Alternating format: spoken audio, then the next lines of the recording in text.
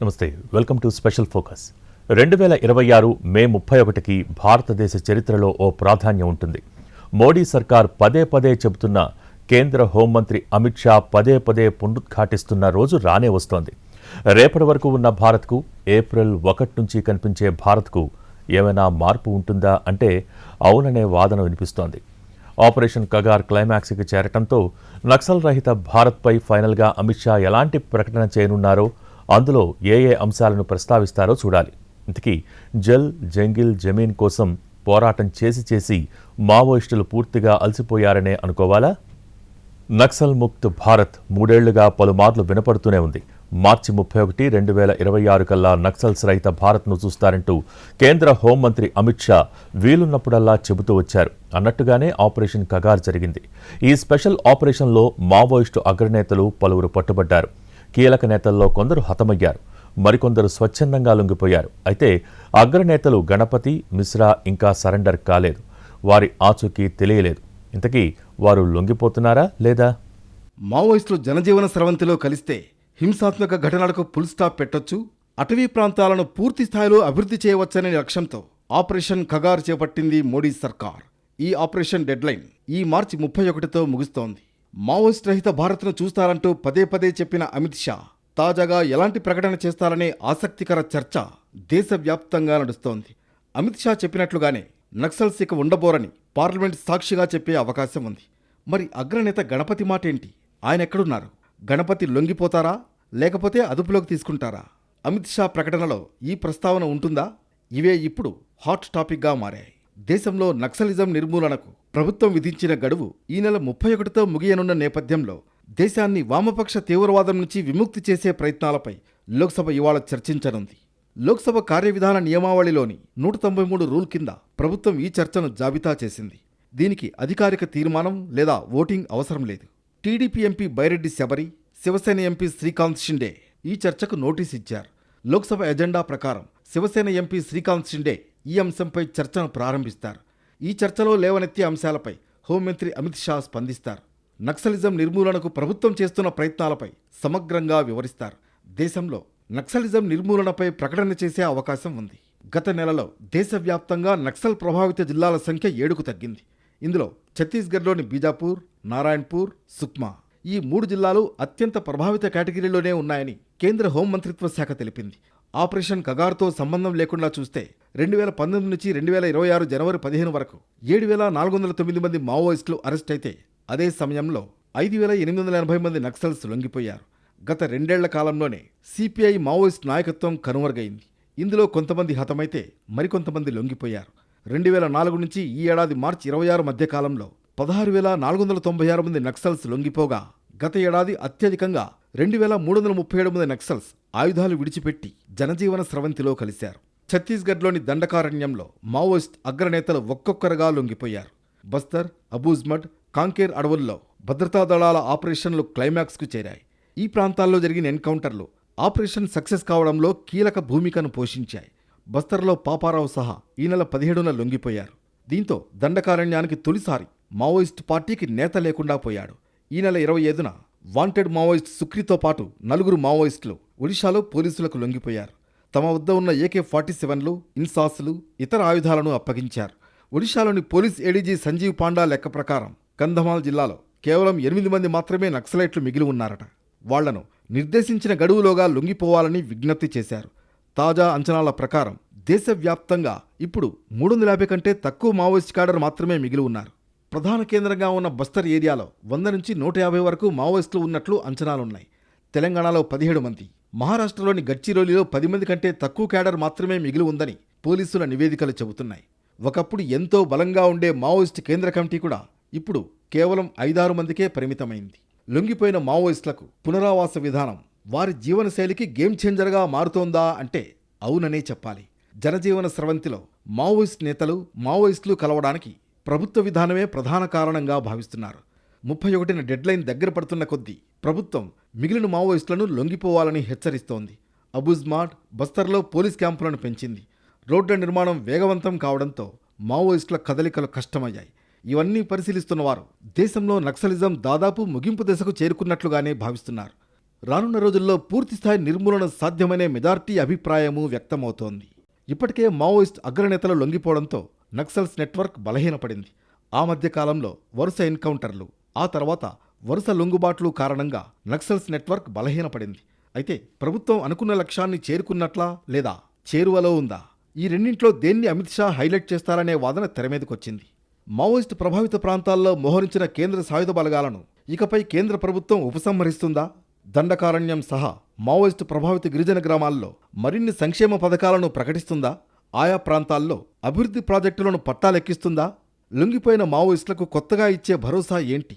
గణపతి సహా మిగిలిన ఇతర మావోయిస్టుల విషయంలో ఎలాంటి పంథాను అనుసరించనుంది? ఇలా ఎన్నో ప్రశ్నలు ఉదయిస్తున్నాయి.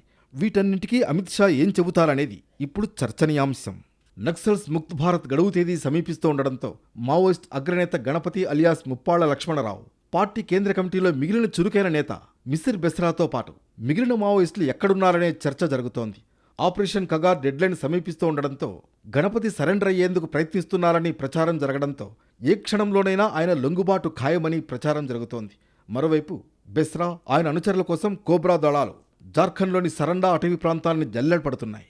15,000 మంది సిఆర్పీఎఫ్, బీఎస్ఎఫ్, ఐటీబీపీ జవాన్లు జల్లెడపడుతున్నారు. అడవి చుట్టూ జార్ఖండ్, ఒడిశా, ఛత్తీస్గఢ్ పోలీసులు సైతం పెద్ద ఎత్తున గాలిస్తున్నారు. దీంతో లోక్సభలో చర్చ జరిగేలోపు గణపతి, మిశ్రా సరెండర్లు ఉండబోతున్నాయా లేక ఎన్కౌంటర్లు ఉంటాయా అనేది ఉత్కంఠగా మారింది. గణపతి సహా అజ్ఞాతంలో ఉన్న 7 తెలంగాణ ప్రాంత మావోయిస్టుల లొంగుబాటుపై రాష్ట్ర SIB, inter state counter intelligence cell ప్రత్యేక దృష్టి పెట్టాయి. గణపతి ఆరోగ్యంతో పాటు పునరావాసం, దేశవ్యాప్తంగా ఆయనపై ఉన్న కేసులు సహా సున్నితమైన అంశాలపై పలు ప్రతిపాదనలు సిద్ధం చేసి ఉంచారని తెలుస్తోంది. దేశంతో పాటు తెలంగాణ రాష్ట్రాన్ని మావోయిస్ట్ రహితంగా ప్రకటించాలన్నా అధికారిక రికార్డులో ఉన్న మావోయిస్టులంతా లొంగిపోయారని, లేదంటే చనిపోయారని చూపించాల్సిందే. దీంతో 40 ఏళ్లుగా అజ్ఞాతంలో ఉన్న అగ్రనేత, జగిత్యాల జిల్లా బీర్పూర్కు చెందిన ముప్పాళ్ల లక్ష్మణరావు లొంగుబాటుపై తీవ్రంగా చర్చ జరుగుతోంది. గడువులోగా గణపతి జనజీవన స్రవంతిలో కలిస్తే తెలంగాణ మావోయిస్ట్ రహిత రాష్ట్రంగా మారనుంది. ఇటీవల తెలంగాణలో లొంగిపోయిన మావోయిస్ట్ అగ్రనేతలు మావోయిస్టు పార్టీపై ఉన్న నిషేధాన్ని ఎత్తివేయాలని కోరారు. కేంద్రం స్పందించి మావోయిస్టు పార్టీపై నిషేధం ఎత్తివేస్తే అజ్ఞాతంలో ఉన్న మిగిలిన మావోయిస్టులంతా ఆయుధాలు వీడి లొంగిపోయేలా తాము కృషి చేస్తామని చెప్పారు. సీఎం రేవంత్ రెడ్డితో జరిగిన సమావేశంలోనూ కీలక మావోయిస్ట్ నేతలు ఈ మేరకు ప్రతిపాదించారు. సీఎం రేవంత్ రెడ్డి ఇదే విషయాన్ని కేంద్ర హోంశాఖ మంత్రి అమిత్ షా దృష్టికి తీసుకువెళ్లారు. దీంతో రేపటి డెడ్లైన్ ముగిసేలోగా గణపతి లొంగుబాటు విషయంలో కీలక నిర్ణయం వెలువడవచ్చని తెలుస్తోంది. వరుస ఎన్కౌంటర్లు, లొంగుబాట్లతో మావోయిస్టు పార్టీకి టాప్ లీడర్స్ లేరు. నిత్యం కాల్పుల మోతతో ఎరుపెక్కిన అడవులు ఆపరేషన్ కగార్తో చాలా వరకు ఖాళీ అయ్యాయి. దీంతో కేడర్ నిరాశ, నిస్పృహలతో కొట్టుమిట్టాడుతోంది. మావోయిస్టు పార్టీకి ఆయుపట్టైన స్థావరాల్ని భద్రతా బలగాలు కదిలించటంతో మిగిలిన మావోయిస్టులు చావో లొంగుబాటో తేల్చుకోవాల్సిన పరిస్థితి ఏర్పడింది. మావోయిస్టు ప్రభావిత ప్రాంతాల్లో ఆపరేషన్ ఖగార్ ఓ రేంజ్లో కొనసాగుతోంది. మావోయిస్టుల కేంద్రస్థానం దండకారణ్యంలో అణువణువు జల్లెడ పట్టేసరికి జనతన సర్కార్ పేరిట అబూజ్బంట్లో ఒకప్పుడు సమాంతర పాలన నడిపిన మావోయిస్టులు ఇక ఇక్కడ సురక్షితంగా ఉండలేమని చేతులెత్తేశారు. అగ్రనేతలు ఎన్కౌంటర్లలో ప్రాణాలు కోల్పోయారు, ఇంకొందరు లొంగిపోయారు. దేశానికి అంతర్గత శత్రువుగా ముద్రపడిన మావోయిస్టు పార్టీ అబూజ్బంట్ను 3 దశాబ్దాలుగా కంచుకోటగా నిలుపుకుంది. కానీ ఇప్పుడు అదే కంచుకోట సురక్షితం కాదని భావించి అర్బన్ బాట పట్టేశారు మావోయిస్టులు. ఇటీవల 130 మంది మావోయిస్టులు తెలంగాణ డీజీపీ ఎదుట లొంగిపోయారు. 124 ఆయుధాలను అప్పగించారు. వీళ్లంతా సీఎం రేవంత్ రెడ్డి సమక్షంలో జనజీవన స్రవంతిలో కలిశారు. లొంగిపోయిన వారిలో మావోయిస్టు పార్టీ పోలిట్ బ్యూరో సభ్యుడు Tippiri Tirupati alias Devji, central committee సభ్యుడు మల్ల రాజిరెడ్డి అలియాస్ సంగ్రామ్, తెలంగాణ రాష్ట్ర కమిటీ కార్యదర్శి బడే చొక్కారావు అలియాస్ దామోదర్, రాష్ట్ర కమిటీ సభ్యుడు నూనె నరసింహారెడ్డి అలియాస్ గంగన్న ఉన్నారు. భద్రాద్రి కొత్తగూడెం జిల్లా చర్ల మండలం ఎర్రంపాడుకు చెందిన బడిషా ఉంగా అలియాస్ మంతు, మడివి అడుమే అలియాస్ సంగీత, గద్వాల జిల్లా మక్తల్ మండలం జక్లేర్కు చెందిన ఉతిమి అనిల్ కుమార్ అలియాస్ భగత్ సింగ్ జనజీవన స్రవంతిలోకి కలిసిపోయారు. తెలంగాణకు చెందిన వారిలో 7 నేతలు మాత్రమే అజ్ఞాతంలో ఉన్నారని డీజీపీ శివధర్ రెడ్డి స్పష్టం చేశారు. గడిచిన 2 ఏళ్లలో 4 మావోయిస్టు కేంద్ర కమిటీ సభ్యులు, 16 మంది స్టేట్ కమిటీ సభ్యులు, 26 మంది డివిజన్ కమిటీ సభ్యులు, సెక్రటరీలు, 85 మంది ఏరియా కమిటీ సెక్రటరీలు, 60 మంది పార్టీ సభ్యులు సహా మొత్తం 591 మంది జనజీవన స్రవంతిలోకి వచ్చారని డీజీపీ శివధర్ రెడ్డి తెలిపారు. 130 మంది సిపిఎంఎల్ మావోయిస్టు పార్టీకి చెందినటువంటి అజ్ఞాత కార్డర్స్, డిఫరెంట్ ర్యాంక్స్ ఉన్న వాళ్ళు ఈరోజు అజ్ఞాతం వీడి బయటకు వచ్చినారు. వాళ్ళతో పాటుగా 124 ఆయుధాలను కూడా తీసుకొని బయటికి వచ్చినారు. ఫ్యూ డేస్ కింద అజ్ఞాతం వీటి బయటకు వచ్చినటువంటి సెంట్రల్ కమిటీ సభ్యులు అట్లాంటి రాష్ట్ర స్థాయి నాయకులతో పాటుగా తిరిగినటువంటి వీరు మొత్తం చెదిరిపోయినటువంటి ఈ కార్డర్స్ ని గత కొన్ని రోజుల నుంచి అందరిని ఏరుకొని తీసుకొచ్చినాము. వాళ్ళు కూడా బయటికి రావడానికి సిద్ధంగా ఉండడం ప్లస్ వెపన్స్ తీసుకుని రావడం జరిగింది. అజ్ఞాతంలో ఉన్న వారిలో మావోయిస్టు పార్టీ మాజీ ప్రధాన కార్యదర్శి గణపతి, కేంద్ర కమిటీ సభ్యురాలు గణపతి భార్య జోడే రత్నాబాయి అలియాస్ సుజాత ఉన్నారు. మావోయిస్టు పార్టీ కేంద్ర కమిటీ సభ్యుడు Pusunuri Narahari alias Santosh, DKS ZC DCM Nakka Susheela alias Rela కోసం గాలింపు కొనసాగుతోంది. మావోయిస్ట్ అగ్రనేత ముప్పాళ్ల లక్ష్మణరావు అలియాస్ గణపతి లొంగిపోతే రక్షణ బాధ్యత తెలంగాణ ప్రభుత్వం తీసుకుంటుందని సీఎం రేవంత్ రెడ్డి ప్రకటించారు. జనజీవన స్రవంతిలో కలిసిన మావోయిస్టులు తెలంగాణ రాష్ట్ర పునర్నిర్మాణంలో భాగస్వాములు కావాలని పిలుపునిచ్చారు. విజ్ఞప్తి చేస్తుంది ముప్పాలపు లక్ష్మణరావు గారు అలియాస్ గణపతి గారితో సహా. ఎందుకంటే కొండపల్లి సీతారామయ్య గారి తర్వాత నక్సలిజంలో అంత ప్రజల యొక్క గుర్తింపు ఉన్న వ్యక్తి గణపతి గారు. 75 సంవత్సరాల పైగా వారి వయసు ఉండొచ్చు. వారి ఆరోగ్య పరిస్థితి కూడా బాగలేదని మా అధికారులు నాకు చెప్పడం జరిగింది. వారి ఆరోగ్యానికి, వారి ప్రాణానికి వారు సరెండర్ అవుతే తెలంగాణ ప్రభుత్వం పూర్తిగా రక్షణ కల్పిస్తుంది.